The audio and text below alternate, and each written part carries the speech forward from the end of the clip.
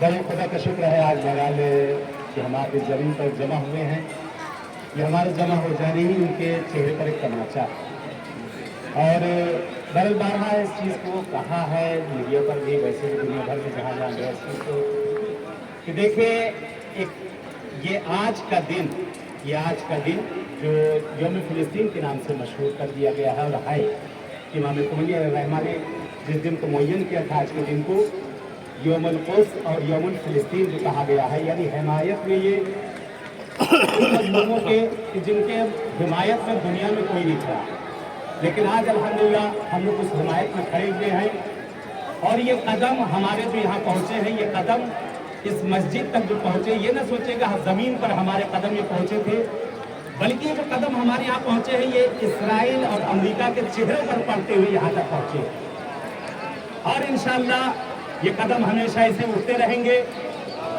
जो हुसैनी है, क्योंकि मौला का जुमला वो आका हुसैन का, कुल लिल मज़लूम औना वलिज़्ज़ालिम खस्मा, मज़लूम के लिए हमेशा हिमायत के लिए खड़े रहो और जालिम से हमेशा गज़बनाक रहो।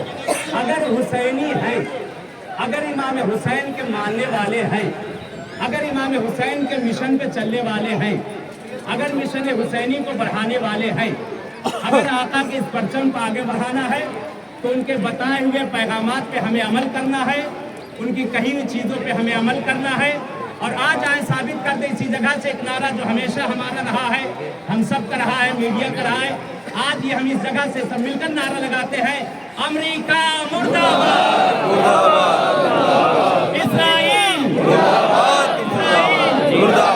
अमेरिका मुर्दाबाद, अमेरिका मुर्दाबाद। बहरहाल आखिर में आप सबसे इल्तिजा और यही है कि हमेशा अगर कुछ नहीं कर सकते तो उनके हक में दुआ जरूर करते रहिएगा। अस्सलाम वालेकुम व रहमतुल्लाहि व बरकातहू।